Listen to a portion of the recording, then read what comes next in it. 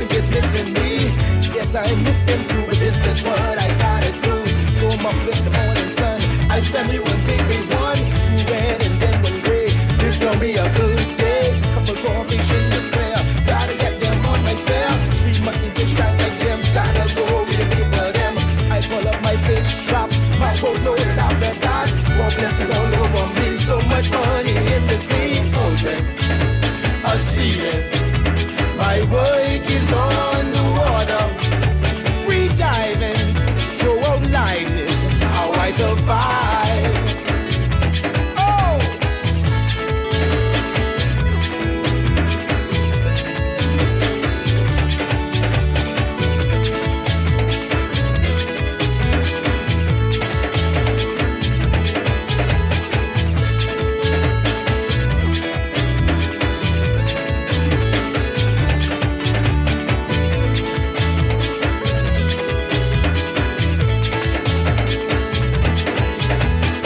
I thank God for the sea, I thank God for the land. I thank you for making me a Bahamian fisherman.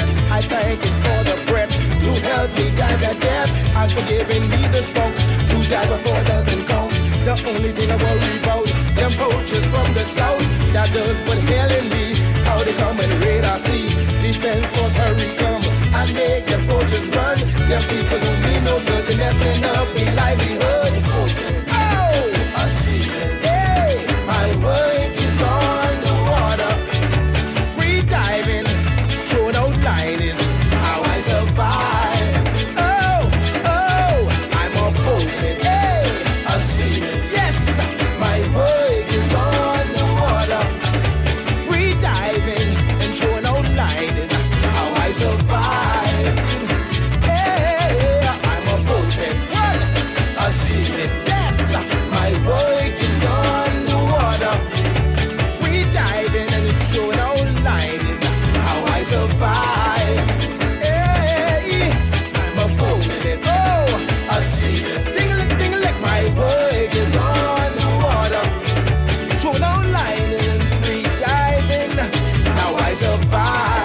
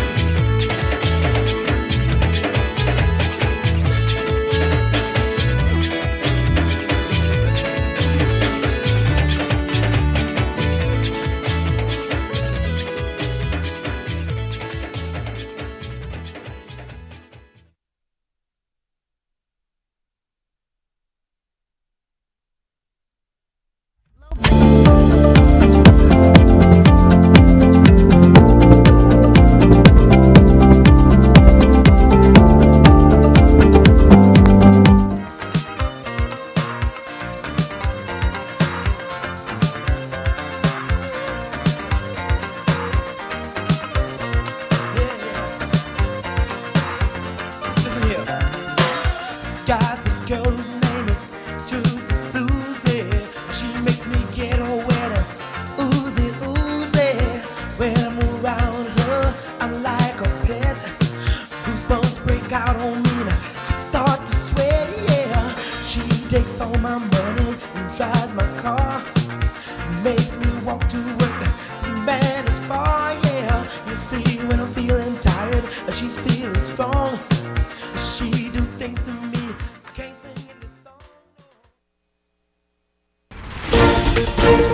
Tonight, plane crash survivors thankful to be alive. This as Prime Minister Philip Davis sworn in for his second consecutive term. And later tonight, the Free National Movement pumping the brakes on a leadership convention after a crushing defeat. Eyewitness News starts now. Good evening, everyone. I'm Janaea Noel. Thanks so much for joining us. Topping news tonight, a Bahamian pilot's experience and quick decision-making are being credited with preventing what could have been a national tragedy on Election Day. This after a plane carrying Bahamian passengers was forced to ditch into the ocean following mid-flight complications. The dramatic incident unfolding as many across the country were focused on the general election, with survivors now recounting the terrifying moments before impact. Arlington Ritchie Jr. Joining me live in studio with the latest tonight. Linton? Well, Janea, what felt like an eternity became a fight for survival for nearly a dozen Bahamian passengers after a charter flight expected to last just 25 minutes went down following reported mechanical complications, leaving those on board adrift at sea. Speaking during a press conference in Florida, where several survivors remain, one passenger recalled believing those were her final moments as they waited to be rescued. I thought we was get dead because all I see was no dark water around us. I said, Lord, save us, Lord, save us. Let someone see us, Lord, let someone see us. It was nothing short of a miracle for 11 Bahamians on board a plane that crashed after losing 2 engines on Tuesday, sending them plunging into the ocean 80 miles off the coast of Florida. Packed in a single life raft for nearly 5 hours, the United States Coast Guard became the group's savior. 48-year-old Olympia Ouden, her 2 sons, 25 and 22, along with her niece, were hoping to land in Grand Bahama to cast their vote in the general election after visiting family in Marsh Harbor, Abaco. The chances to dip their thumb and participate in the electorate process were quickly dashed when the plane itself took a dip. The plane was only riding off of one wing, off of one propeller. And then when that shot off, he told them to try to start the next one couldn't start. Then the plane dropped. When the plane dropped, I said, oh, Jesus. And that's when my niece said, land the plane in the water. The survivor making the shocking revelation that she and her 2 boys was not supposed to be on that aircraft. She originally booked tickets on another airline through a customer representative. However, the booking agent allegedly made a mistake. Ouden says she reportedly called her member of parliament who made provisions for her to be on the charter. The lady who booked the ticket, she booked the ticket wrong. She booked the ticket for us to come out of Bimini, which is she supposed to book the ticket for us to come out of Abaco. As hours passed and the group even went through a rainstorm, the United States Coast Guard and the 920th Rescue Wing found the group as they were waving their hands from below. The men dropped rescue kits as rescue operations went underway. While all survivors were found alive, some suffered from blunt force injuries, broken bones, and lacerations. The survivor giving credit to the Bahamian pilot, emphasizing she believes he is the reason the group is alive. I must say he's a hero because he made sure that everybody get off the plane and everybody was in the little boat. He's a good pilot because some pilot, somebody wouldn't even check. They would be the first set out the plane. But here's one thing Ouden promises. I don't tell them I don't go on no plane. I don't care if it's big or it's small. I don't go on no plane.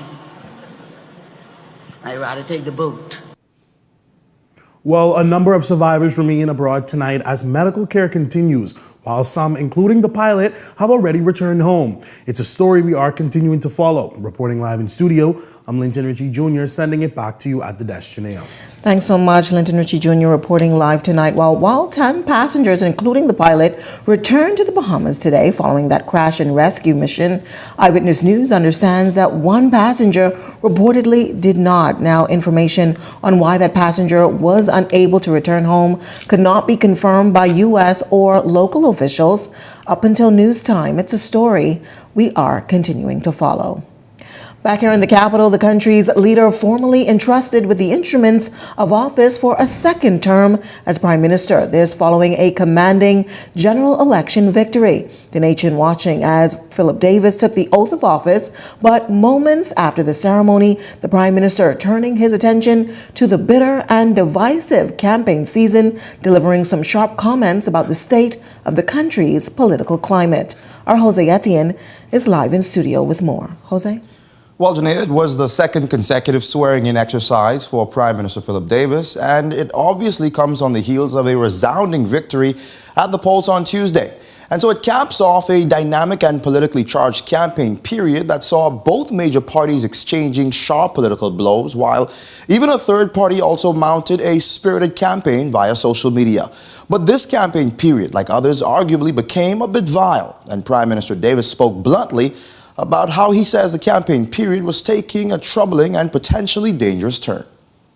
It was also deeply disturbing that some campaigns sought to stoke fear and alarm by seeking to undermine trust in some of our key national institutions. It's a rebuke at the Free National Movement's campaign that revolved around accusations of widespread passport fraud. FNM leader Michael Pintard brought the allegations to the forefront during a by-election late last year, and since then, it became a centerpiece for campaign rhetoric leading up to the recently held general election. Passports for sale at Phillips Passport Shack, 2 for 5, 2 for 5. The allegations triggered heightened scrutiny of several public agencies, including the Passport Office, the Department of Immigration, and the Parliamentary Registration Department. This harms the whole country, and I pray that the damage will not be lasting. I pray that never again will our national institutions be weaponized in this way in pursuit of short-term political gain. Now, Davis and other government officials have repeatedly condemned Pintard and his team for pushing allegations of document fraud, as they also alleged that fraudulent passport holders were reportedly on the voters' registry. However, attention shifted to the FNM's campaign as more individuals were prosecuted for having bogus documents in recent weeks. In fact, a Bahamian Parliamentary Registration Department worker was also arrested in connection with what is believed to be a scheme to distribute fraud voters' cards weeks before the election. The claims shook public confidence in the integrity of the election, but that aside, the campaign period also took a sharp turn when Davis was accused of being a foreign prime minister. Political opponents also accused him of leaving the fate of the country's electoral process in the hands of illegal residents, a claim Davis has repeatedly rejected. Some of what was said and done went well beyond the bounds of personal decency. As a measure of success in our efforts to rebuild community, I hope that future elections may be judged on our ability to disagree strongly, but engage respectfully. Now, while that remained the governing party's concern on the campaign trail, its members were also slammed for not playing fair either. They were accused of using the state's resources to influence voters in key constituencies like Abaco that eventually remained with the PLP despite predictions from political observers who believed that North Abaco, at the very least, would flip to the FNM. With the campaign trail now behind us, Davis now sworn in with the rest of his team to be sworn in the coming days. The attention shifts to what will government do during its second term to make voters not regret their decision of breaking the cycle. For now, I'm Jose Etienne. Back to you, Janelle. Thanks so much. Meantime, Prime Minister Philip Davis says that many Bahamians under the age of 45 have never experienced the long benefits of long-term continuity in government after the PLP secured a second consecutive term in office. Eyewitness News turning to social media posing the question, do you think continuity in government helps the country progress? While some 35% of voters says yes, it allows long-term plans to be completed. 3% says no, government should change more often. Some 61% says it depends on how well the government performs. 1% said that they were unsure. Well, with the Progressive Liberal Party securing a consecutive term in office, questions are now turning on what comes next for the country. Our Rebecca Bain hitting the streets today to hear what Bahamians expect from the government's new term in this report. The ballots have been counted, the recounts finalized, and the Progressive Liberal Party has officially returned to government. But among residents, reviews of the party's last term remain mixed. Some say they were pleased with the government's performance. From 1 to 10. 10. A 7. I think they did the best with what they had to deal with. Others, however, say they were left disappointed. They need to step up on the game. Last time I get them 4. 1.5. Those residents pointing to issues they claim were never fully addressed during the government's previous term, fearful that they could continue into this new administration. Well, the roads are still in disarray. Flooding right now. Cost of living is very high. They say they take the water off the bed, but I don't see it. Dealing with the mental health issues of a lot of our citizens, which I see is on the increase. Homelessness is on the increase. How complicated it is to get government documents and government or processes done. Government pay for civil servants, I believe the civil servants deserve a raise. And while those issues remain on the table, some are calling for stronger policies and laws to help create a better future for all Bahamians. Immigration laws definitely need to be looked at, definitely. Some of the labor laws we need to look at as well. The environmental laws. Murders. Can you imagine a fella on bail for 3 and 4 murders? Can you imagine that? Then child molestation. And while some are hopeful that new legislation could help improve conditions across the country, others argue that existing laws must first be properly enforced and applied fairly to everyone. All of us have to abide by the laws of the country, including the Prime Minister, including the Governor General. So it's important that we respect that and to live up to that as well and hold all of us accountable for what we do. With expectations already high, some residents are warning that public support for the Progressive Liberal Party could quickly fade if promises made during the campaign are not delivered. They don't, well, someone else would probably have to step in next behind them. Janelle Longley, Eyewitness News. Meantime, the Davis administration set to swear in the first members of its cabinet tomorrow. The Office of the Prime Minister says the Deputy Prime Minister, Minister of Finance, and Attorney General will be sworn in during a ceremony at Government House. Under its first term, Prime Minister Philip Davis serving as Minister of Finance, Ryan Pinder served as Attorney General. After an appointment to the Senate, Chester Cooper is expected to be named Deputy Prime Minister once again. Well, a new cabinet role being set aside for former National Security Minister Wayne Munroe, who suffered a stunning defeat at the polls on Tuesday, becoming the only PLP incumbent to lose his seat as a member of Parliament for Freetown. Munroe, who was elected in 2021, lost to the Free National Movement's Vice Chair Lincoln Deal in a close race that saw the political newcomer win by just under 20 votes. Eyewitness News understands Munroe, who has been tapped to serve as Attorney General in the Davis administration's second consecutive term, will be sworn alongside Deputy Prime Minister Chester Cooper and the Minister of Finance. Munroe asserts that despite no longer being the area's MP, he says he remains committed to the area. Well, I feel good. The Prime Minister has been sworn in to commence the second consecutive term of his administration. I am disappointed in the outcome in Freetown. I'm not devastated. I'm not demoralized. As I said, Freetown is my ministry. I was sent there by the late Archbishop Gomez. I continue to be there a quarter of a century later. I don't intend to change my church. I don't intend to change my ministry. I'll still be there for the people as I was before. After what appeared to be a defeat, I have had people coming and commiserating and highlighting what I've done for them. Some of it, even I forgot, because I'm not the type of person to go out and bring cameras with me to show me helping people, because I think that offends their pride. But it was really comforting for people who I have helped over the 5 years and beyond to see that they feel a need to comfort me. It's as if they took it harder than I did. But to hear feedback that people appreciate what you did is very heartening and comforting. While Munroe looks to transition into a new role as the government's chief legal advisor, he has some words of advice for his successor. Well, he didn't look very happy at the recount. I do not know why, but he will have to measure what it is that he can do. I would advise him to try to be a man of your word. Do not promise things that you cannot deliver. And as so far as I ran my programs, you do things to help the many, not the few. And so the school breakfast was the many. The medical equipment was the many. All of my programs was the many. And if he wants to not be eaten alive in Freetown, he'd better go to help the many and not the few.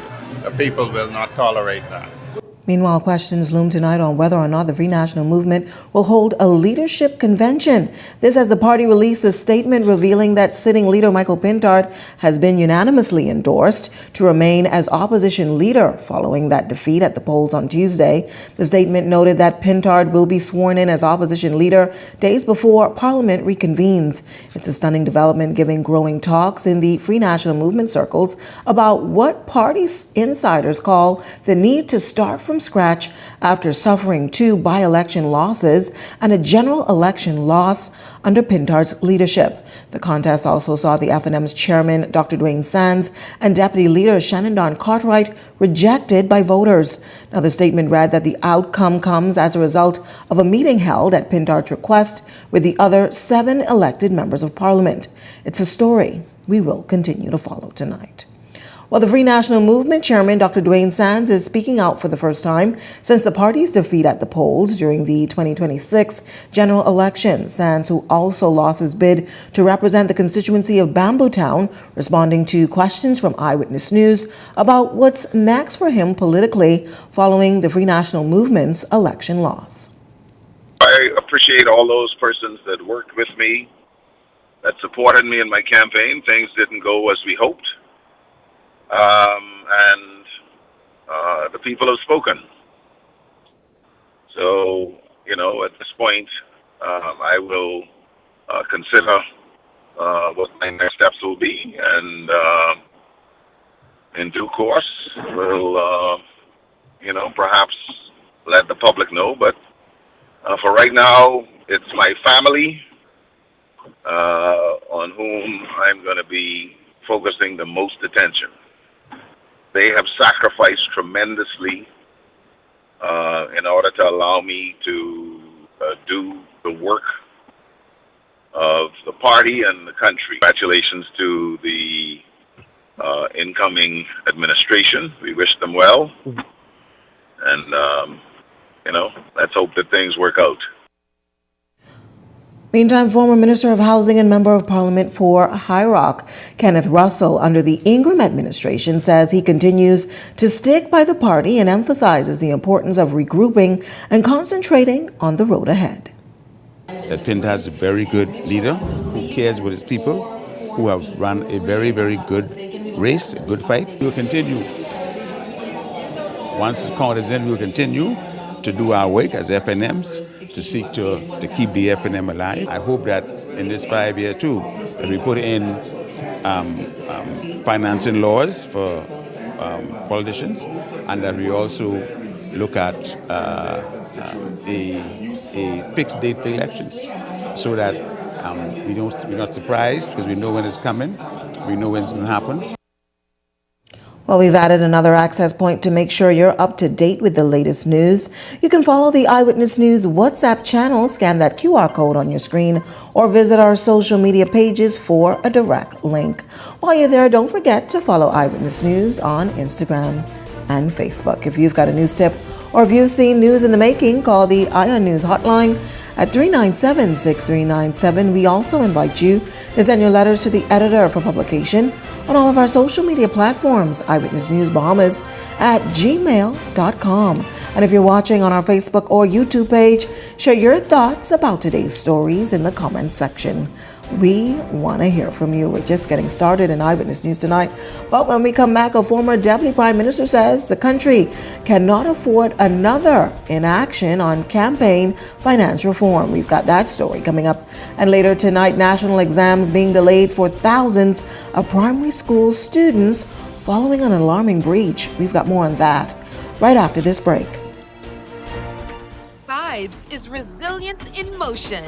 So even when things go out of sync, we do what it takes to bring the vibes back. At BTC, we understand your vibes because we live it. That's why we are dedicated to building a network as resilient as you, with a team of familiar faces working every day to keep you on beat. You are at the heart of everything we do. Our commitment is to keep your vibes flowing, no matter what. Captain Cash & Go viral videos have shown you using what is said to be super speed to deliver cash to citizens around the world. Can you explain this? Those people are simply taking advantage of Cash & Go's Cash Now money lending service, our easy-to-use money lending portal. How does it work? Well, you simply enter your information along with a recent payslip, a picture of your ID, and then select your loan amount and the repayment term. We review it as soon as possible. And then once approved, we could have your cash delivered to your mobile wallet, or we could send it directly to a bank of your choosing. Any more questions? No. Thanks, Cash & Go, man. It's Captain Cash & Go. The week moves fast. Move smart with KFC. Monday, start with crunchy deals. Tuesday, you already know it's crazy. Wednesday, keep it under $10. Thursday, the Kentucky Crunch for $7.50. Friday, the meal deal for $9.85. Saturday night, we got you covered. And Sunday, no stove today. The fill-up box feeds the family. Outsmart the week with KFC. At BOB, we take pride in our business banking. I chose Bank of the Bahamas because it was a Bahamian-owned bank.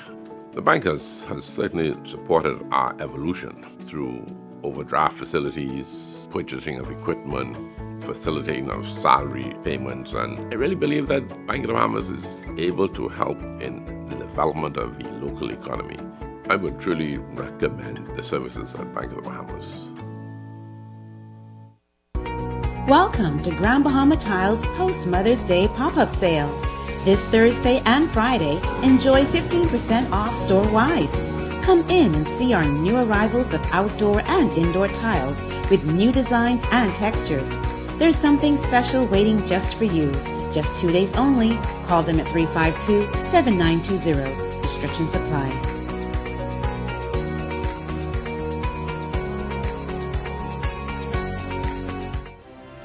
This segment of Eyewitness News is brought to you by EV Motors Fleet Sales Division.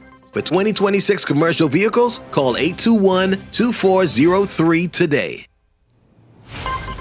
Welcome back. Here's a look at your Eyewitness News gas tracker. You're getting the highest tonight at Esso, $6.95. Shell coming in at $6.85. Rubis, the cheapest tonight, $6.65. Welcome back. You're watching Eyewitness News. Well, calls are being renewed tonight for government to revisit its position on the implementation of campaign finance reform. Our Janelle Longley has the details. The way things are going now, you're going to have a whole lot of money to be able to be elected. And we need to nip that in the bud.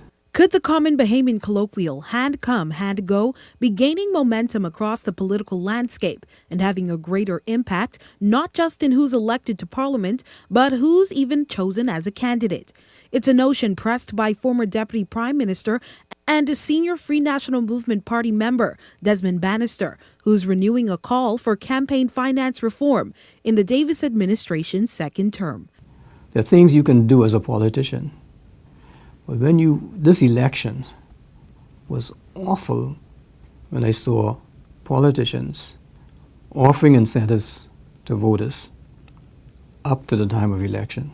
And it's a reality Deputy Leader of the Coalition of Independents raised in her first interview after her defeat in the 2026 Killarney race. The playing field is not level for third parties, and so I feel as if some changes still have to be made in this country. The Davis administration, in its first sweeping victory, made a commitment to the issue and others related to governmental transparency. But back in 2024, the matters were pushed to the back for other priorities. When I walk and talk to Bahamian people, meet their families, they don't speak about the Freedom of Information Act. They don't speak about campaign financing laws. What they speak to me about is relief from cost of living, action on crime, access to health care. And now Bannister believes they've earned a position in front. We need to have the opposition and the government agree on what is acceptable and what is not.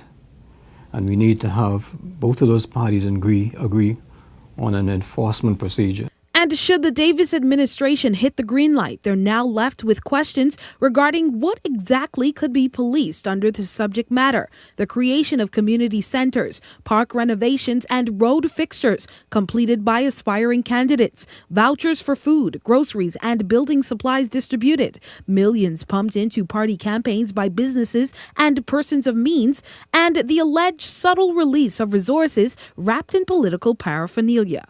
Janelle Longley, Eyewitness News. Well, one of the biggest conversations in the aftermath of the general election is the less than 60% voter turnout. In this report, our Danielle Dean hears from the election observers. People of the Bahamas, don't go to sleep now that the election is over. Continue to engage these issues. Despite the PLP's landslide victory at the polls, former Jamaican Prime Minister Bruce Golding is warning Bahamians not to grow complacent, urging citizens to keep holding their leaders accountable. Golding led the Commonwealth Observer Group tasked with monitoring the May 12th general election. For the four-member team, the biggest concerns included the absence of an independent electoral management body, questions surrounding campaign financing, and declining voter participation. If your voter turnout is low, it undermines the value and the strength of your democracy. You end up, as we have ended up in Jamaica, where the government was elected on the basis of less than 30% of the vote. Golding warned that the Bahamas' reputation as a regional leader in voter turnout may be slipping, raising concerns about what participation could look like in future elections. 2012, it was 90%.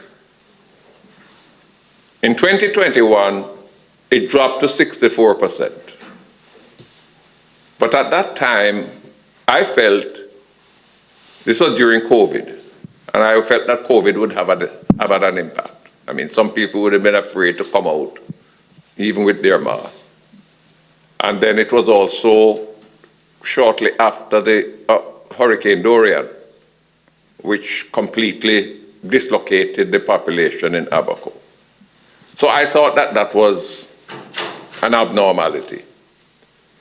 But this time around, there's no COVID. We don't have no hurricane. And based on the preliminary results, the turnout seems to be somewhere in the region of 56%.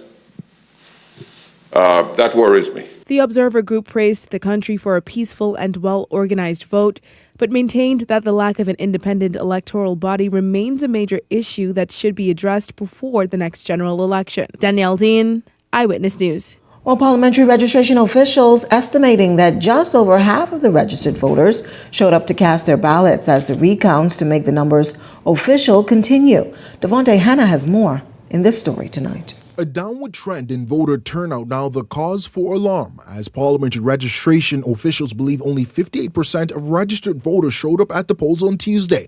It's an historic low being described as horrible and tragic. Records reflect over 209,000 people were registered, the highest on record in country. But the noticeable absence of voters, Parliamentary Registration Commissioner Harrison Thompson admits, caught him by surprise. The energy seems to be a little higher than that. But I guess the Bahamian people, there's a lot of challenges. I think they decide to stay away from the poll. I'm not sure why. The numbers, though unofficial, dipping below the 64.9% turnout in 2021, where officials had the COVID-19 pandemic to blame. But over the last 4.5 years, the numbers steadily declined. Both the West Grand Bahama and Bimini and Golden Isles by-elections recorded turnout lows when compared to the general election prior. In a second term, though, Prime Minister Philip Davis pledging to address the trend. It comes as recounts in the 2026 general election continued on into the morning hours of today. We're waiting some ballots from the Family Island, the boxes from the Family Island.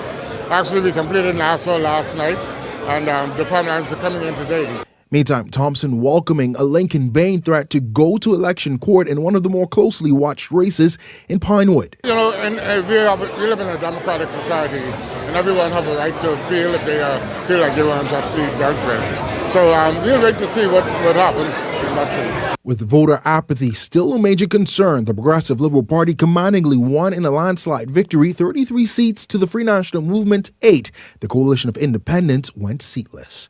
Devontae Hanna, Eyewitness News. Meantime, the Grand Bahama Power Company is moving to ease concerns over possible power hikes, saying customers will see no rate change in this month's bill. It comes following government's acquisition earlier this month, where Prime Minister Philip Davis says he expected to see cheaper bills on the island by the next billing cycle due to the proposed uniform tariff rate. In a statement Thursday, the company confirmed it is preparing to submit the equity rate adjustment application to IRCA for review, but stressed that no new rates or billing adjustments have been approved or implemented. GB Power says customers will continue to receive bills under the current tariff structure while the regulatory process still plays out. Officials are also promising transparency throughout this process, adding that the details of any proposed adjustments will be made public as required under the regulatory framework. On to news from education. Officials are moving quickly to contain a major examination breach. It's impacting the grade level assessment test, commonly known as GLAT. Director of Education Dominique McCartney Russell revealing that the exam papers were compromised, forcing the ministry to declare them null and void. McCartney Russell says corrective measures have already been put in place as officials work to maintain the integrity of the national examination process. Yes, we did have a breach at one of our schools, and as a result of that breach, we will have to issue new exams for grade 3 and grade 6. And so we normally create several exams in succession. And so we do have the 2027 GLAD exams. And so that will replace the exam that should have taken place tomorrow and the one on Monday. The breach will affect the entire country. We've had breaches before. I remember several years we had a breach at the high school level with the BGCSE exam. But yes, we've had breaches before, but it affects the entire country, public and private schools, because all children have to take the exams at the same time to protect the validity of the exam. Courtney Russell says with thousands of students being affected, officials are moving to determine the circumstances as to what led to that breach. Grade 3 mathematics application and grade 6 language arts, writing skills and listening comprehension. We're still under investigation. Well, over 100 Haitian nationals were deported to Haiti from the Bahamas today during an early morning repatriation exercise. The individuals, which included men, women, and children, were transported from the Carmichael Road Detention Center to the Lynden Pinling International Airport under heavy guard, where they were flown to Haiti on a charter flight. It's the latest move by government to enforce immigration laws amid ongoing scrutiny. 107 migrants, inclusive of 80 males, 22 females, and 5 minor female children, will be repatriated back to Haiti. The majority of persons would have overstayed their landed time in the Bahamas. A few are for illegal landing. We may have 1 or 2 for other matters, special investigations that have concluded. Most of them will have been here no longer than 2 weeks. For the majority of the migrants, they will be processed by Haitian immigration. The minor children are going to be turned over to Child Welfare Services in Haiti. There's a liaison waiting for them. Meantime, the Bahamas Department of Meteorology issuing a severe thunderstorm watch for portions of northwest and central Bahamas, including New Providence, Andros, Eleuthera, and the Exumas, warning residents tonight of possible flooding, lightning, hail, and isolated tornadic activity as heavy rainfall impacts the islands. The watch coming into effect at 6 a.m. today, although the warning was discontinued later this afternoon. Orson Nixon, the chief Met officer in the Bahamas Department of Meteorology, says that activity may continue across some other islands. Now, we are expecting that some activities may still continue across central Honduras, just south of New Providence, going across Eleuthera later on this evening into tonight. These activities will then move down into the central Bahamas. That's across Exuma Keys, Cat Island, and San Salvador, and Rum Key. It don't look like it will be as intense as it was across those islands we had the warning for earlier today, but still the central Bahamas should be on the lookout for possible severe weather thunderstorm warning being issued for their areas tomorrow. Well, so to come in Eyewitness News tonight, we go in the boardroom for our latest business feature.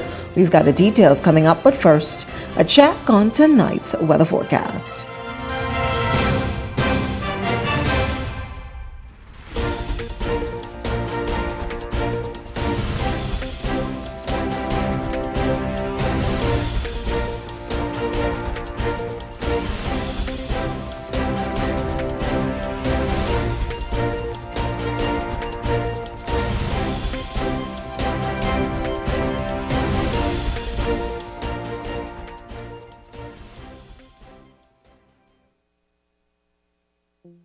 We have made significant progress on the installation of the temporary causeway at the Tino Beach Bridge.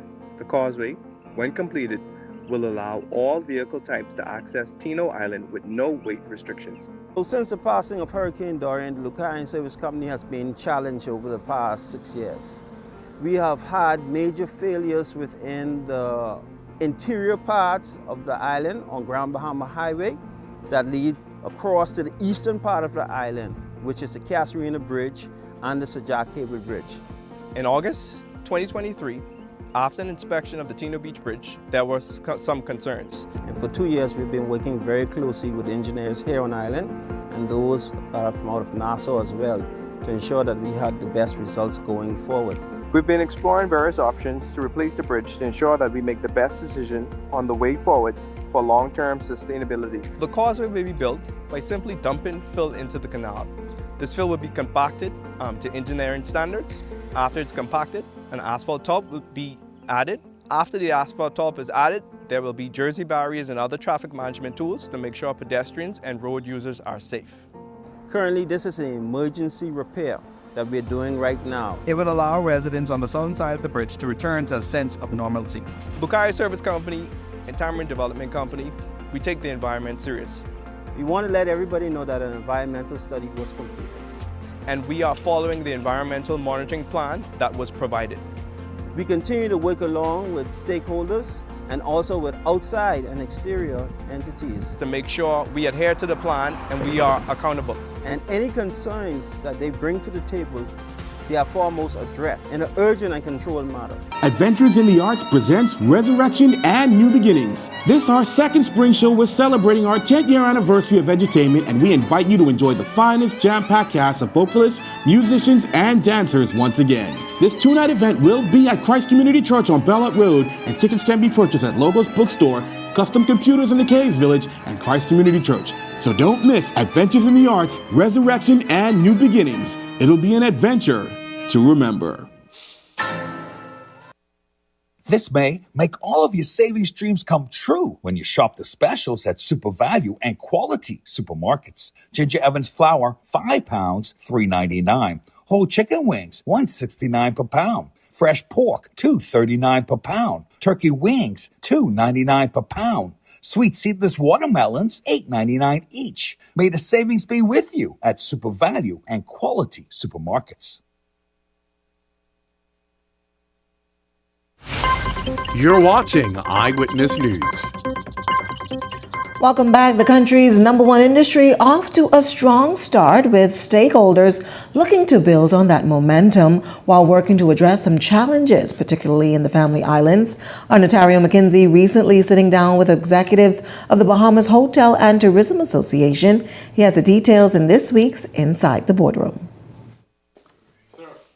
BHT President Jackson Weech says while New Providence and Paradise Island have exceeded expectations, the Family Islands continue to feel the impact of airlift constraints following the loss of Silver Airways. Part of what we will be focusing on, certainly for the balance of this year, is the whole question of airlift.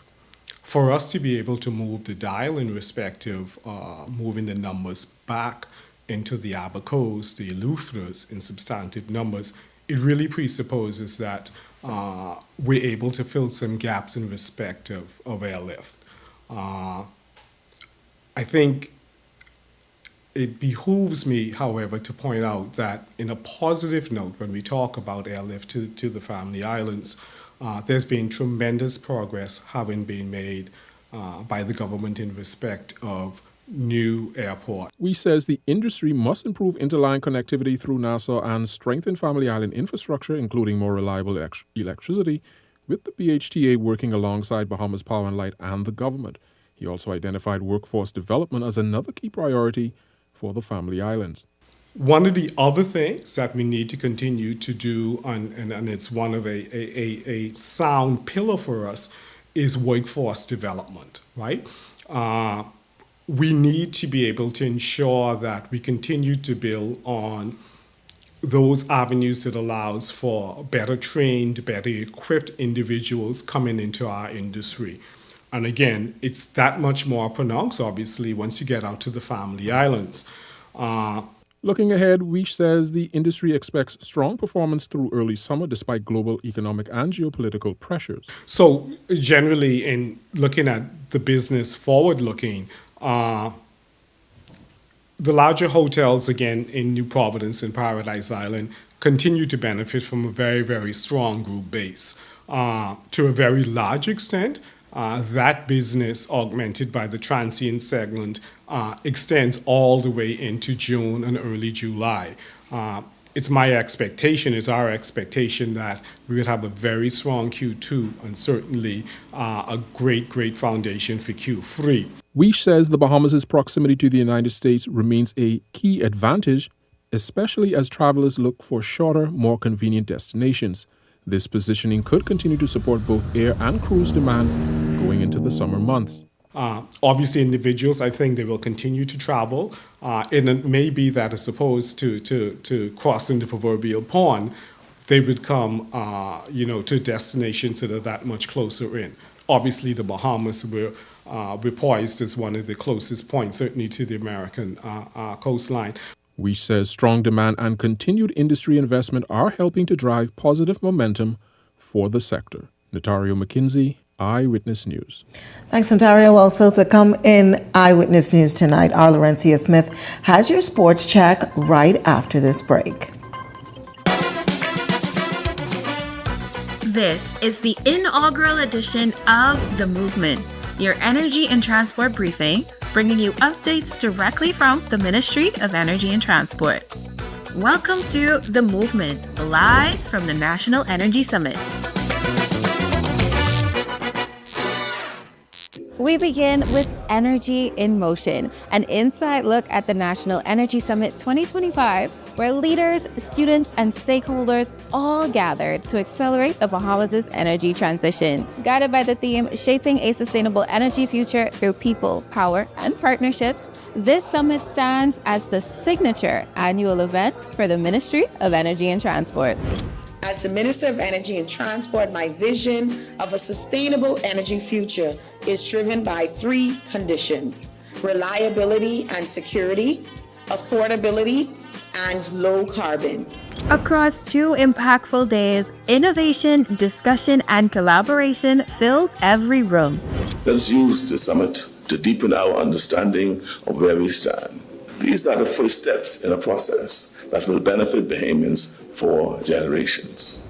The Minister of Energy and Transport recorded key milestones: 488 steel poles replaced, over 9,000 feet of underground cable installed, power outages reduced by 86% on New Providence, and across the Bahamas, more than 18 new power stations are being developed, introducing solar, LNG, and energy storage systems. Whether you live in Bimini or Nagua, the Ministry of Energy and Transport is dedicated to ensuring reliable, affordable, sustainable, and low-carbon electricity for everyone.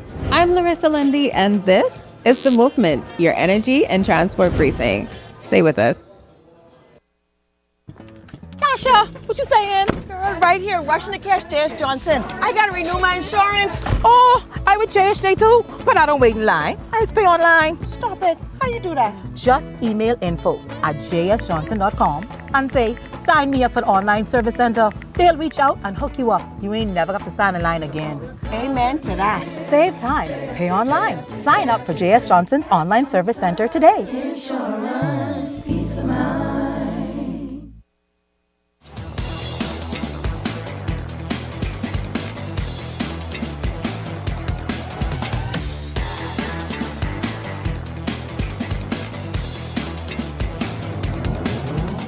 Eyewitness Sports is brought to you by 103.5 The Beat.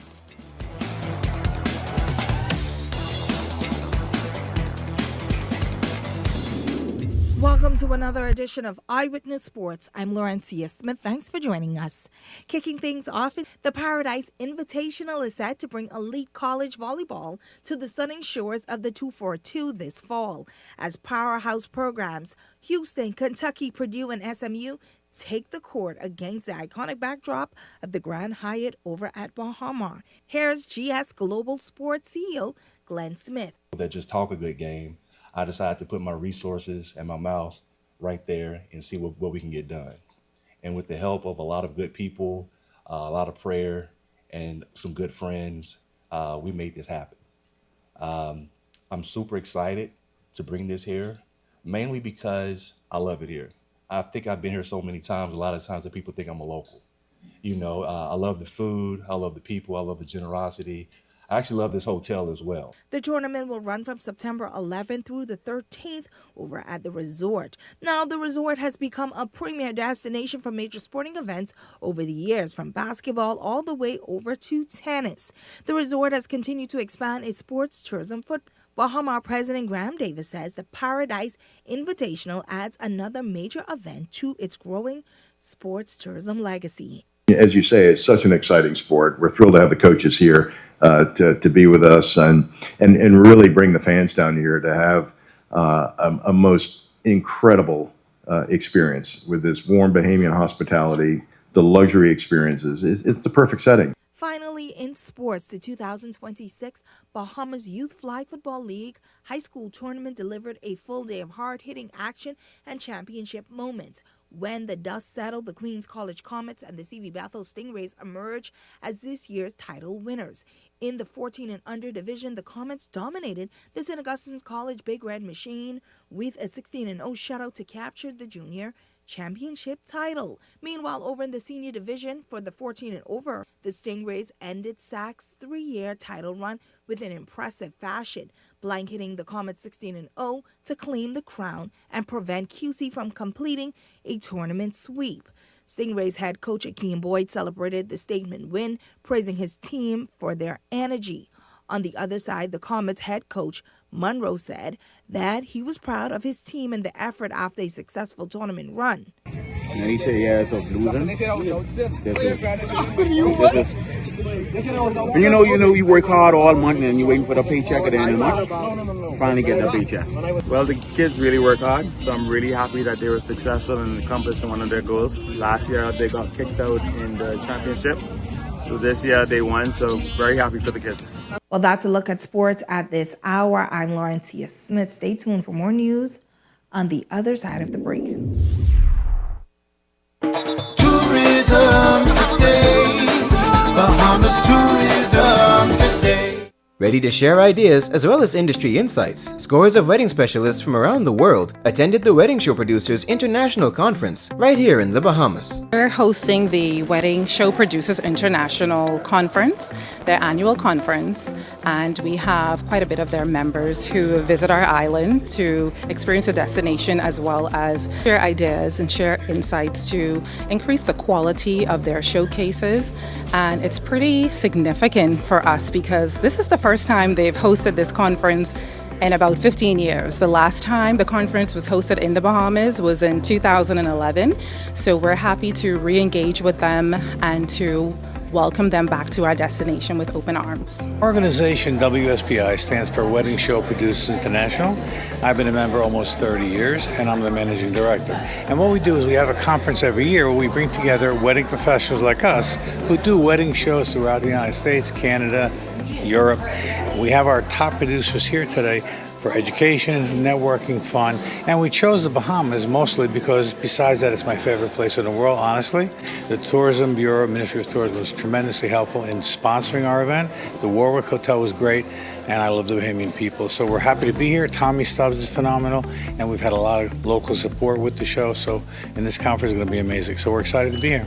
The conference is always very standard as far as networking, talking about how to improve their shows, including the Bahamas Bride Show. That's why we're here.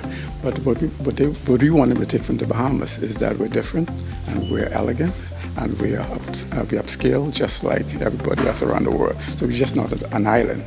We are internationally known.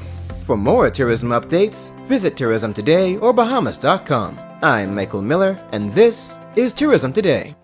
Only at Popeyes can you get the amazing deal of 5 pieces of chicken for $10 at all Popeyes locations. Visit us every day, any day, and get your 5 for $10 only at Popeyes. Y'all again? Monday, Popeyes. Tuesday, Popeyes. Wednesday, Popeyes. Thursday, Popeyes. Friday, Popeyes. Saturday, Popeyes. Girl, what we getting for lunch today? Popeyes again? Popeyes. Every single day, give me Popeyes.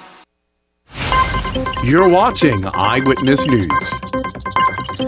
Well, that wraps up news at this hour, but coming up and Beyond the Headlines with Shanique Miller, it's a look at all of today's top stories. That's coming up and Beyond the Headlines. It starts right after this. That does it for us here at Eyewitness News. It's certainly been a pleasure having you in our company tonight. On behalf of the entire news team, I'm Janae Nawal saying good night and be safe, everyone. 5 cars, catch the keys, don't blink, take these. Island Luck is giving away 5 brand new cars. Earn 10 reward points for a chance to enter and win. Enter weekly from Monday 12 a.m. to Sunday 2 p.m. Winners are announced Sundays at 3 p.m. on 103.5 The Beat and Island Luck Socials. 5 cars, 5 weeks. The more you play, the better your chances. Visit islandluck.com for more information. Catch the keys only at Island Luck. Must be 18 and over. Island Luck reminds you that it's only a game, so please game responsibly.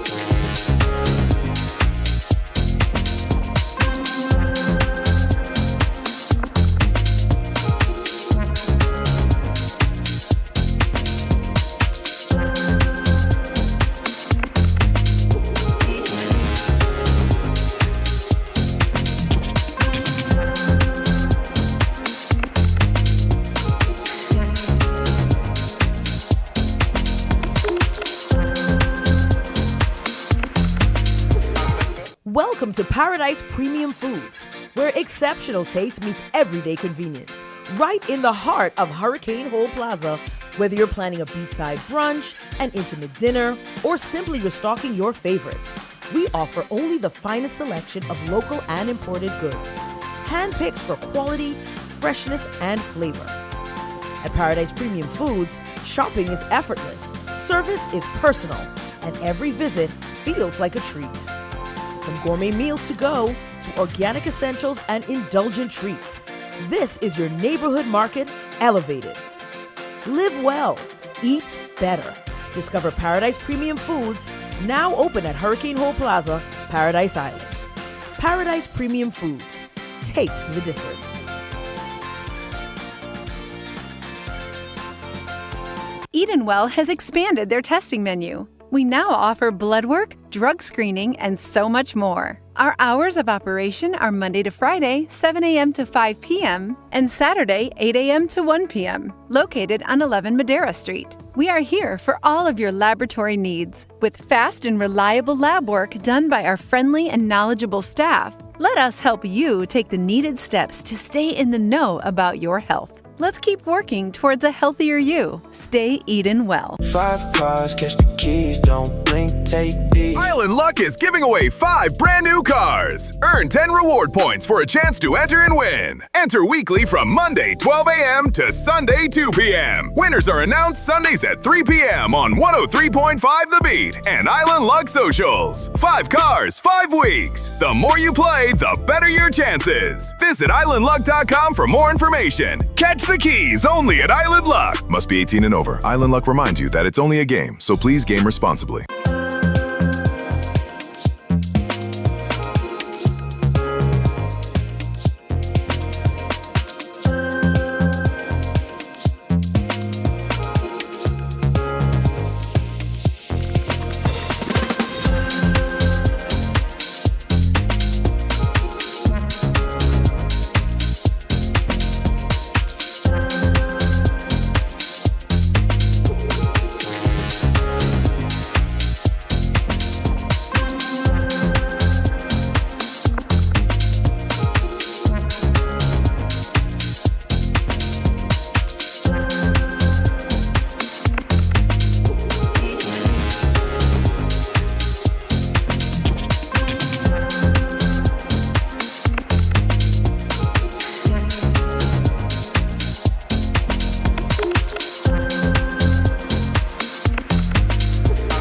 Welcome to Paradise Premium Foods, where exceptional taste meets everyday convenience. Right in the heart of Hurricane Hole Plaza, whether you're planning a beachside brunch, an intimate dinner, or simply restocking your favorites, we offer only the finest selection of local and imported goods, handpicked for quality, freshness, and flavor. At Paradise Premium Foods, shopping is effortless, service is personal, and every visit feels like a treat. From gourmet meals to go to organic essentials and indulgent treats. This is your neighborhood market elevated. Live well, eat better. Discover Paradise Premium Foods, now open at Hurricane Hole Plaza, Paradise Island. Paradise Premium Foods. Taste the difference. Edenwell has expanded their testing menu. We now offer blood work, drug screening, and so much more. Our hours of operation are Monday to Friday, 7 a.m. to 5 p.m., and Saturday, 8 a.m. to 1 p.m., located on 11 Madera Street. We are here for all of your laboratory needs, with fast and reliable lab work done by our friendly and knowledgeable staff. Let us help you take the needed steps to stay in the know about your health. Let's keep working towards a healthier you. Stay Eden well. 5 cars, catch the keys, don't blink, take these. Island Luck is giving away 5 brand new cars. Earn 10 reward points for a chance to enter and win. Enter weekly from Monday 12 a.m. to Sunday 2 p.m. Winners are announced Sundays at 3 p.m. on 103.5 The Beat and Island Luck Socials. 5 cars, 5 weeks. The more you play, the better your chances. Visit islandluck.com for more information. Catch the keys only at Island Luck. Must be 18 and over. Island Luck reminds you that it's only a game, so please game responsibly.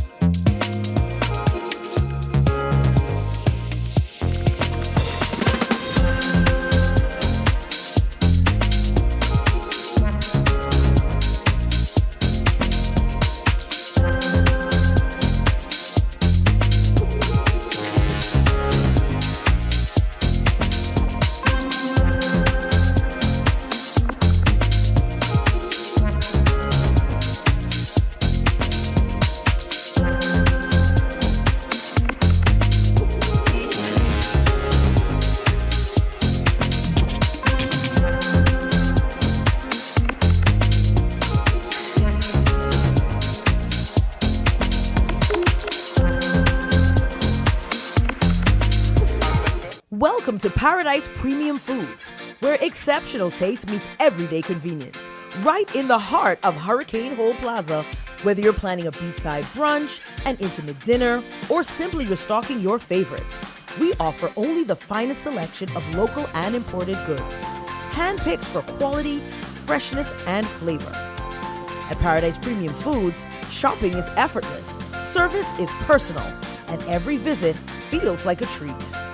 From gourmet meals to go to organic essentials and indulgent treats, this is your neighborhood market elevated.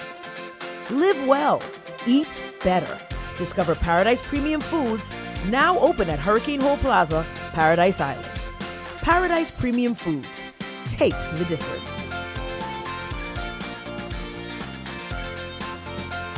Edenwell has expanded their testing menu. We now offer blood work, drug screening, and so much more. Our hours of operation are Monday to Friday, 7 a.m. to 5 p.m., and Saturday, 8 a.m. to 1 p.m., located on 11 Madera Street. We are here for all of your laboratory needs, with fast and reliable lab work done by our friendly and knowledgeable staff. Let us help you take the needed steps to stay in the know about your health. Let's keep working towards a healthier you. Stay Eden well. 5 cars, catch the keys, don't blink, take these. Island Luck is giving away 5 brand new cars. Earn 10 reward points for a chance to enter and win. Enter weekly from Monday 12 a.m. to Sunday 2 p.m. Winners are announced Sundays at 3 p.m. on 103.5 The Beat and Island Luck Socials. 5 cars, 5 weeks. The more you play, the better your chances. Visit islandluck.com for more information. Catch the keys only at Island Luck. Must be 18 and over. Island Luck reminds you that it's only a game, so please game responsibly.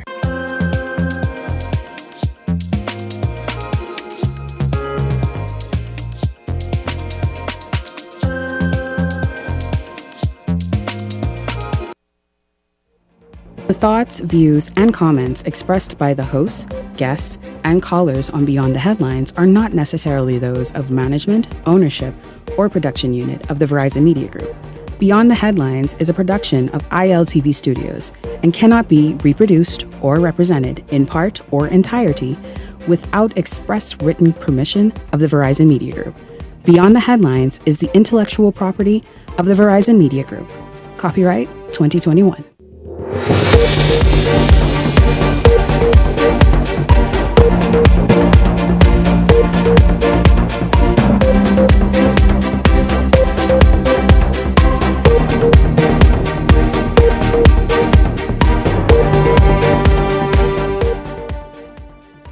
Tonight, the PLP starts a second term today as Prime Minister Davis is sworn in. Also tonight, former Deputy Prime Minister Desmond Bannister says FNM leader Michael Pintard must resign. He's live with me this evening. On the eve of the naming of some of the new cabinet, who do you think should go where? Well, tonight, we talk about who should make up the new Davis cabinet. This is Beyond the Headlines. Good evening. I'm Shanique Miller. It's great to have you along this evening. Philip Edward Brave Davis presented with the instruments of office for a second time in his political life today, officially marking his second consecutive term as Prime Minister of the Bahamas. Today's swearing-in ceremony comes following a commanding general election victory. The nation watched today as Philip Davis took the oath of office. But moments after that ceremony, the Prime Minister turned his attention to the bitter and divisive campaign season, delivering sharp comments about the state of the country's political climate. Jose Etienne has a look on how that ceremony went. It was also deeply disturbing that some campaigns sought to stoke fear and alarm by seeking to undermine trust in some of our key national institutions. It's a rebuke at the Free National Movement's campaign that revolved around accusations of widespread passport fraud. FNM leader Michael Pintard brought the allegations to the forefront during a by-election late last year, and since then, it became a centerpiece for campaign rhetoric leading up to the recently held general election. Passports for sale at Phillips Passport Shack, 2 for 5, 2 for 5. The allegations triggered heightened scrutiny of several public agencies, including the Passport Office, the Department of Immigration, and the Parliamentary Registration Department. This harms the whole country, and I pray that the damage will not be lasting. I pray that never again will our national institutions be weaponized in this way in pursuit of short-term political gain. Now, Davis and other government officials have repeatedly condemned Pintard and his team for pushing allegations of document fraud, as they also alleged that fraudulent passport holders were reportedly on the voters' registry.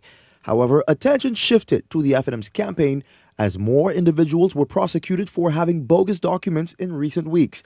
In fact, a Bahamian Parliamentary Registration Department worker was also arrested in connection with what is believed to be a scheme to distribute fraud voters' cards weeks before the election. The claims shook public confidence in the integrity of the election. But that aside, the campaign period also took a sharp turn when Davis was accused of being a foreign prime minister. Political opponents also accused him of leaving the fate of the country's electoral process in the hands of illegal residents, a claim Davis has repeatedly rejected. Some of what was said and done went well beyond the bounds of personal decency. As a measure of success in our efforts to rebuild community, I hope that future elections may be judged on our ability to disagree strongly, but engage respectfully. That's Jose Etienne there with that story on today's swearing-in, again, formally ushering in the second administration and the second term of Philip Edward Brave Davis. Well, joining me this evening, though, is former Deputy Prime Minister Desmond Bannister, who made headlines himself today, in fact, making a very strong call for present FNM leader Michael Pintard, who was re-elected in Marco City, to vacate the seat. Good evening to you. Mr. Bannister, it's good to have you here. Welcome to Beyond the Headlines. It's good to be here tonight. Thanks so much. Yes, you were very strong. You were very strong today in the headlines, saying that Michael Pintard, you feel now is the time for him to resign as FNM leader. Do you think this is the perfect timing for that conversation?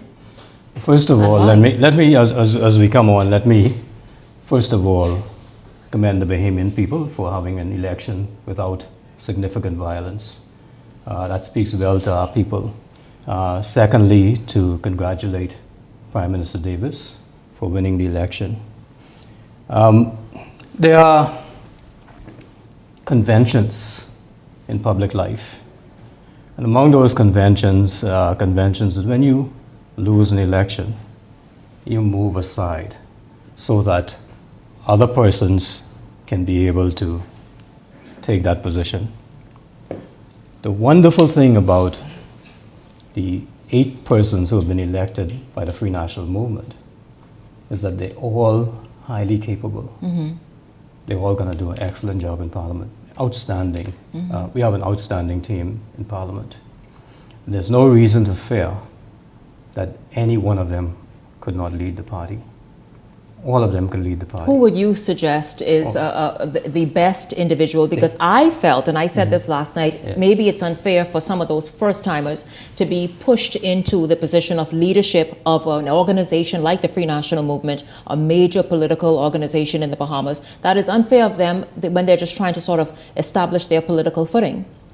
Yeah, but you see, you don't know what somebody's political service can be, what their public service can be.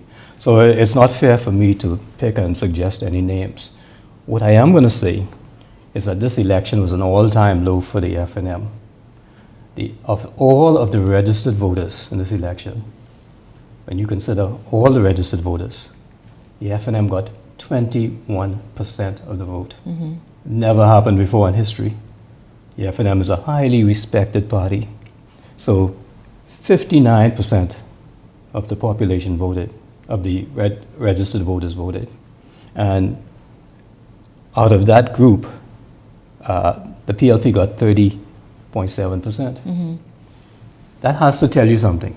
That has to tell you that Bahamians were not happy electing the PLP, re-electing the PLP. But they didn't see the FNM as an alternative. And when that happens, the leadership has to accept responsibility. So you feel as though if the leadership maintains into however long, that will just become a distraction that the FNM needs to kind of do away with now so they can have that much more time to rebuild? If the Bahamian people had confidence in the leadership, the FNM would have won this election.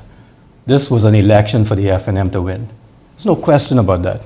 And we had some really good candidates who have not been elected, some really, really good people who were not elected. So that concerns me. The PLP was prepared for this election. And I spoke with several candidates today who were unsuccessful. And they felt that compared to the PLP, they were in the Stone Age. The PLP would come to my house, they'd look at their phone, they had everything digitalized. They could tell me how many voters were in my house. They could tell me, they had everything digitalized. My party was walking around with paper, the same way we've done from my God in public life. We were not prepared for the age of technology. Obviously, we didn't bring the young people in who could advise the party how to be able to deal with a modern election. Well, you kind of answered this question, but I want you to maybe give another example because you said that Philip Brave Davis outsmarted the FNM. Now, you gave one example in the fact that they just they focused in very, very much on technology. What other way do you think in this election season did Philip Davis, a man who is, I guess, in his early 70s, but obviously tuned in and paying attention, how else did he outsmart the FNM? Which other ways? Let me give you an example. I'll give you something. In the FNM, we look at R.M. Bailey as going home. If we have a rally at R.M. Bailey, that is very special in the FNM. You know what the Prime Minister did? He had his first rally at R.M. Bailey. The PLP had their first rally at R.M. Bailey, crowded the field, and the FNMs had rallies after that and could not match the PLP field. We lost our home field by being unable to match what they did on our home field. That's like when, I'll tell you what that's like. When I was a little boy, they used to say, if someone comes up in your face and cause you problems, slap them first and take their nerve. Okay? So the PLP took their nerve. The PLP took our nerve. The Prime Minister did a number of strategic things that really cause challenges for us. You keep using the word our, so it obviously... I'm an FNM. I was about There's no question about that. You I'm are an FNM, and a proud one. And well, I want my party to win the next election. We'll talk about that, but former Prime Minister Hubert Ingraham is also in the news today, saying that, listen, what led in part to the FNM's defeat at the polls is the fact that menace fatigue, people still holding the FNM in because of menace. Do you agree with that? And what would that be? What is it that they can't let go about Dr. Hubert Minnis's tenure as Prime Minister that still affects the FNM today?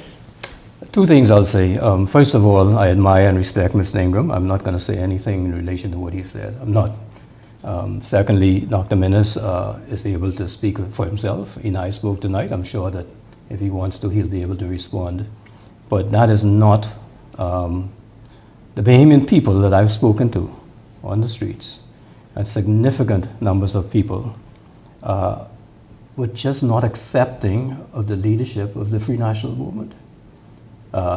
They looked at who could serve as Prime Minister in the country, and they wanted to see the current Prime Minister return to office because they did not see us offering a credible alternative. That is what I saw. And I was so sad to see that. I was so sad to see that we could have had an election and we basically gave it away. Do you think the Bahamian people gave clues or tried to nudge and say, listen, turn from that direction and perhaps come on this path? Maybe your message would be more appealing if you do that. Were there clues that were ignored, do you believe? I think there were many clues, but also because we cause a lot of self-harm to ourselves.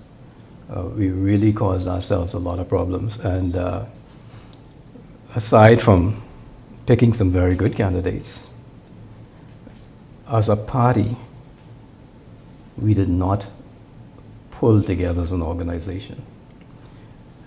We have people in there, we have FNMs in this country, hundreds of them, who felt that their party rejected them. And the sad thing about that is that some of those persons led campaigns in certain constituencies to elect PLPs to office because they felt that their parties told them, and the Bahamian vernacular, carry your, you know what. Yeah. Okay? Those kinds of things have to be changed. We have to go back. This is how serious it is. We have to go back and find all those people and talk with them. Because so many of them want to be home in the FNM. That's all they knew all their lives, and they want to be home. There's a group called the Round Table. Very, very influential. Many faces and names you know, some who've been on your show. The Round Table consists of die-hard, lifelong FNMs. The FNM party needs to approach that Round Table group, talk with every single one of them, and tell them why they should come back home. Because they want to come home. They want to be part of the party again. Their party. What do you think specifically that the FNM failed to do, didn't do enough of, did maybe not so good a job under Pintard's leadership that again made the campaign not as impactful and effective as it could have been? Okay. We had a paucity of ideas. We did not have the ideas that could capture the imagination of the Bahamian people. And like the Prime Minister said today, that negative campaigning. We put up all these negative signs all over the place. In fact, you know, there was some stuff that were put up about me. How could I be an FNM opponent? The PLP, this is the first election where the PLP did not attack Desmond Bannister, but my party was attacking me online. That made sense? So you're saying this was some of the issues right there when FNMs turned on each other and told them to see why out their way out of the door? Yeah, but I could show you stuff online where false allegations were made about Desmond Bannister that came out of my party's war room. Okay. And with that said, though, see, you said the roundtable wants to return, and many others. There are many other individuals all over the country, as you pointed out quite rightly, right? But when they are attacked like that or feel that way, see, you're bigger than that. You were saying, listen, I don't care. I'm an FNM. I'm an FNM. and I'm waiting for us to get it together so we can all hold hands and move towards victory again at some point. But many others are so hurt or so disenfranchised, they don't necessarily hold the views that you do. If I go in a chat now, I could go in chats now with FNM members who feel that they've been sent away from the party, and you'll see all of them longing for a time when they will have leadership that will invite them back to the party and really mean it. And we have to appreciate that the FNM is the party that has brought significant reforms to this country. The FNM has brought good governance to this country. They can't do it with a small tent. We have to expand the tent and bring all our people back. I mean, can you imagine that with the number of people who were registered in this election? Over 209,000, a little over that. But the FNM lost votes from 2021. In 2021, the FNM got 46,000 votes. This election, we got 44,900. We lost votes. Yeah. We lost a percentage of the population who voted. We lost a percentage of the population of the registered voters. That tells you that there's significant changes that need to be made. If that happened in your business, you'd be firing people left, right, and center. Very true. Yeah. Very true. Prime Minister Davis went into this election with an approval rating of 61%. Mm-hmm. What does the new leader that you are lobbying for in the FNM, what qualities does that person need to have to be able to not just lead the organization, not just pull people back in, but also get the attention of the Bahamian people to say, listen, I'm that person that you need, that has the ideas, the momentum, the likability, whatever it may be, to help take this country forward? Now, let me just make it clear that I'm not lobbying for any specific person, because I believe that the FNM has a really, really good team in the House. Okay, so I'm not lobbying for anyone. But if you're going to be leader of the FNM, bring some humility to the job. And you start with that humility by being able to invite these people back to talk with you one-on-one, speak with them, find out why they are no longer part of the party, and get them to commit to being back, because they want to be back. But you have to be humble enough to talk with them. I mean, for the first time in history, the COI beat the FNM in certain constituencies. In Angliston, the COI got more votes than us. Yeah. In Pinewood, the COI got more votes than us. And believe me, Bahamians were pulling for Lincoln to win because they wanted to see him in the House. But never happened before. Someone want me to ask you, and I love to have my audience engaged, so very, very quickly. Ask Mr. Bannister, if you requested, they feel you're being unfair to make this request and that Michael Pintard steps down and resign. They said, did you do this in 2021 after the general elections and Dr. Minnis lost? Did you step out and say, Dr. Hubert Minnis, you must resign? Dr. Minnis and I spoke right after the elections. He determined that he was going to step aside. He went to the first meeting of his parliamentarians, and I'm not going to call any names, but there's certain persons now who I could call names who are involved, who told him that he must go. And within 3 days, I believe he was gone. So there's a difference in how you approach parliamentary conventions, and he approached it appropriately. Yeah. So they want to ask that question to some of the people who are now in Parliament. You'll find out exactly who put that to Dr. Minnis, who told Dr. Minnis he had to go. Okay, well, like that's a straight talker. I tell you, no games played. Desmond T. Bannister, Thank you very much, former Deputy Prime Minister, again speaking on the state of the Free National Movement. And obviously this evening you heard him why he feels F&M leader Michael Pintard must resign now. Thank you very much for being here this evening. Thanks for inviting me on. It's good to see you. Okay. Thank you. When we come back, we're going to get to more of election talk. Remember I said we were going to have, views from Grand Bahama and the youth panel. Well, all that's coming up. Come on, this is a big deal, right? So we're going to get to that. There's tomorrow night's show as well. But when we come back, we're going to look at what it is many of you are expecting from this new re-elected PLP government, and also who should go where in terms of cabinet positions. It's all straight ahead on Beyond the Headlines.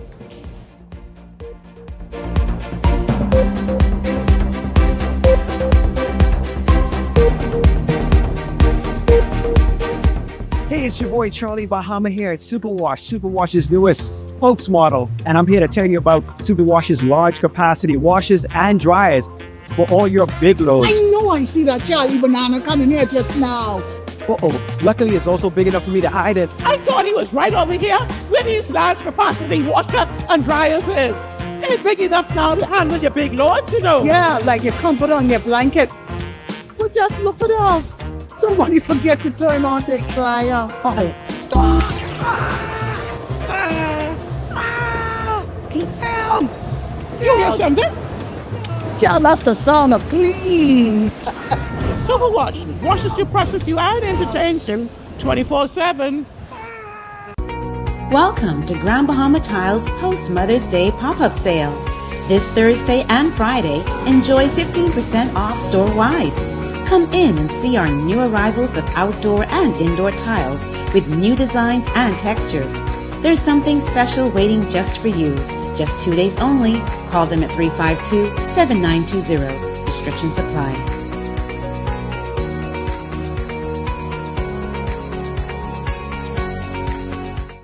Comfort Suites Paradise Island is the best-kept secret in the Bahamas.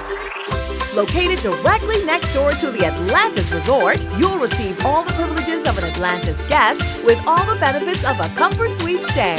Enjoy everything Atlantis has to offer, including Aquaventure Water Park, plus all the amenities of Comfort Suites. Free Wi-Fi, free breakfast daily, and kids stay, play, and eat free. Visit ComfortSuitesPI.com.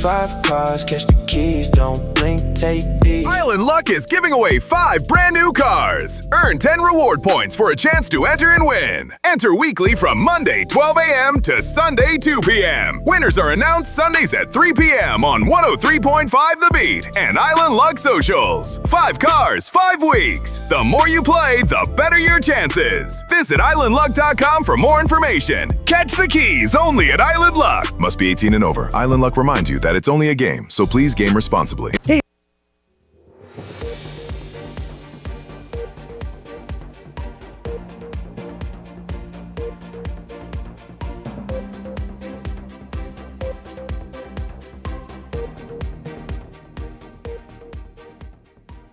Welcome back to Beyond the Headlines. With the Progressive Liberal Party securing a consecutive term in office, questions are now turning to what comes next for the country.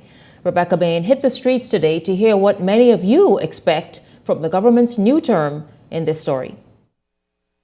The ballots have been counted, the recounts finalized, and the Progressive Liberal Party has officially returned to government. But among residents, reviews of the party's last term remain mixed. Some say they were pleased with the government's performance. From 1 to 10, 10. A 7. I think they did the best with what they had to deal with. Others, however, say they were left disappointed. They need to step up on the game. Last time I get them 4. 1.5. Those residents pointing to issues they claim were never fully addressed during the government's previous term, fearful that they could continue into this new administration. The roads are still in disarray, flooding right now. Cost of living is very high. They say they take the water off the bread, but I don't see it. Dealing with the mental health issues of a lot of our citizens, which I see is on the increase. Homelessness is on the increase. How complicated it is to get government documents and government or processes done. Government pay for civil servants, I believe the civil servants deserve a raise. And while those issues remain on the table, some are calling for stronger policies and laws to help create a better future for all Bahamians. Immigration laws definitely need to be looked at, definitely. Some of the labor laws we need to look at as well. Environmental laws. Murders. Can you imagine a fella on bail for 3 and 4 murders? Can you imagine that? Then child molestation. And while some are hopeful that new legislation could help improve conditions across the country, others argue that existing laws must first be properly enforced and applied fairly to everyone. All of us have to abide by the laws of the country, including the Prime Minister, including the Governor General. So it's important that we respect that and to live up to that as well and hold all of us accountable for what we do. With expectations already high, some residents are warning that public support for the Progressive Liberal Party could quickly fade if promises made during the campaign are not delivered. They don't, well, someone else would probably have to step in next behind them. Janelle Longley, Eyewitness News. Well, let's jump right in right there. Welcome to Beyond the Headlines. Beyond the Headlines contributors, Peggy Candace and Ellington Ferguson. Good evening to both of you. It's good to have you both here. Good evening. It's great to be here, Shanique. Good evening, Shanique. Good evening, Candace. It's good to be here. Thank you. Good evening, Bahamas. I didn't see you both until right now after the election. So as I asked last night's panel, I'll ask you all, and then we'll jump into some of what that story raised. Any surprises with the vote on Tuesday? No, not really. I expected, I work hard for it to be, that there would be a 2 straight victory for the Progressive Liberal Party and the Prime Minister of the Commonwealth of Bahamas. It is so. I am extremely pleased. Well, Shanique, the only surprise for me really is the performance of the Coalition of Independents in the fact that other than the safe seats that the F&M normally enjoys, the Coalition of Independents basically relegated the Free National Movement to a third-party status. When you go throughout the constituencies, many of the Coalition of Independents candidates who, I can't even tell you what their name is right now, they were outperforming the Free National Movement candidates. In some cases in big numbers. The COI one, I think, about, performed better. I think in 3 to 4 constituencies, so they, in other words, they got the second largest amount of votes in about 4 constituencies, and so they did. That story, though, we heard that story. The cost of living and wages and civil service having increase in salaries. Those were some of the major points that stood out to me.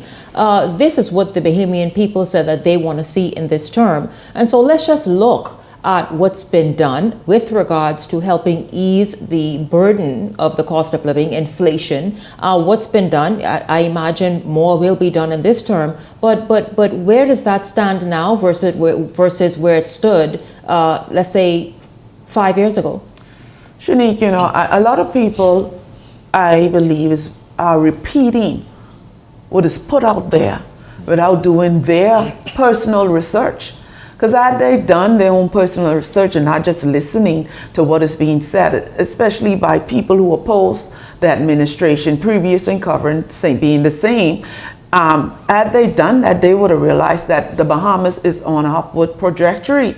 And this is not just me saying, this is by international rating agencies and financial institutions who are monitoring us and grading us.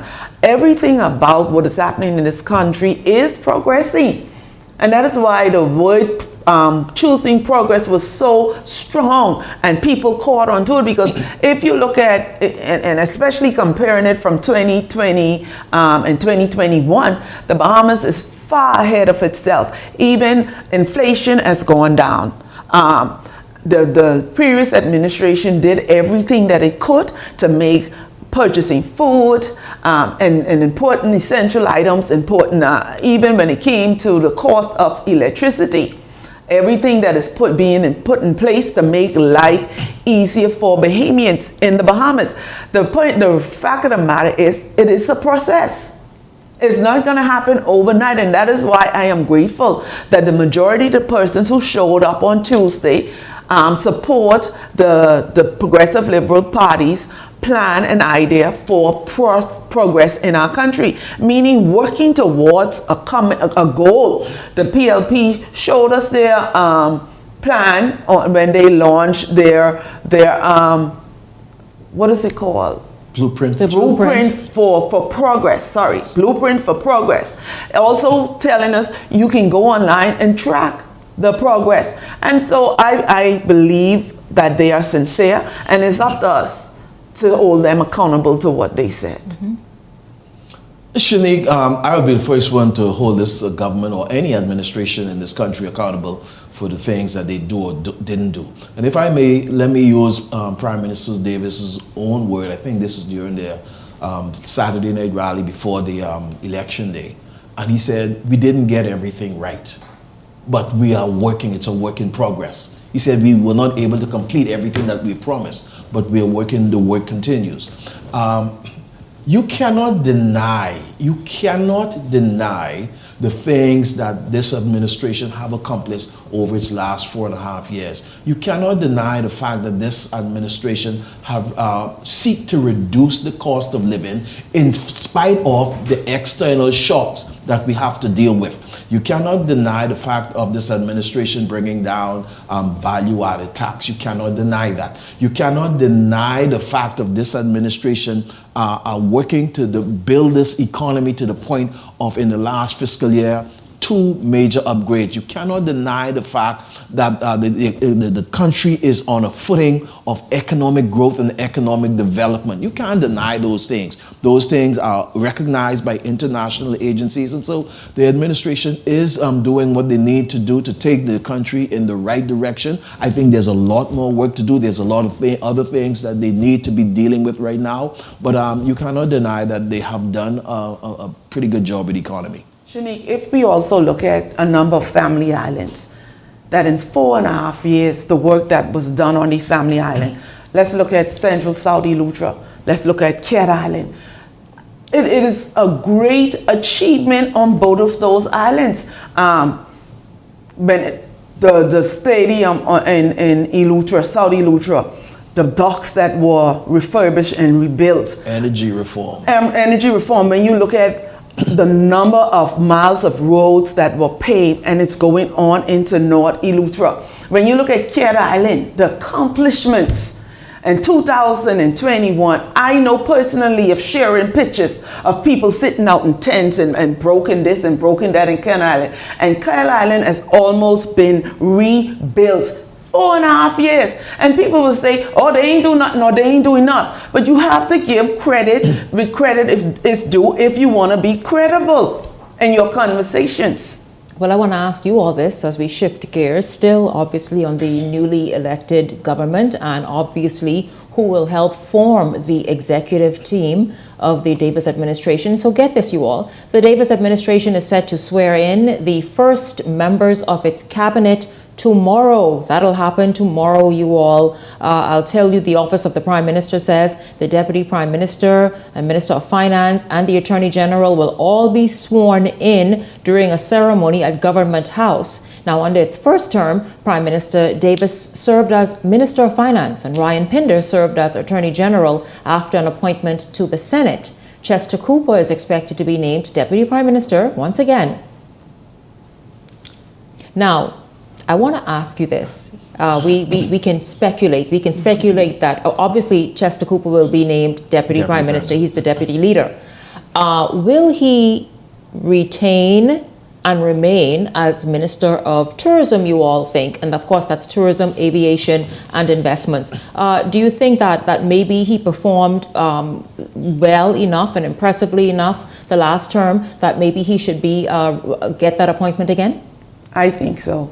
When you consider record-breaking numbers in tourism arrival, Chester Cooper and his team at the Ministry of Tourism, Aviation, Investment, they worked relentlessly. He went on the road personally to promote this country many times during the last term.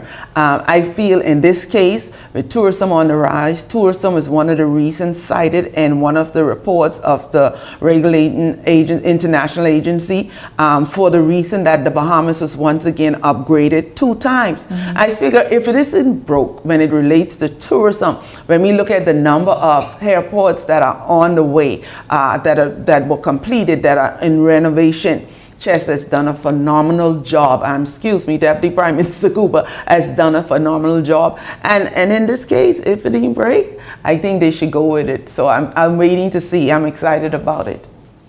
It's a great possibility, Shanique. The Prime Minister doesn't have to. He is not pressed to do so. He can choose to shift things up if he so desires. But yes, Deputy Prime Minister Chester Cooper has done a wonderful job in tourism in the last administration.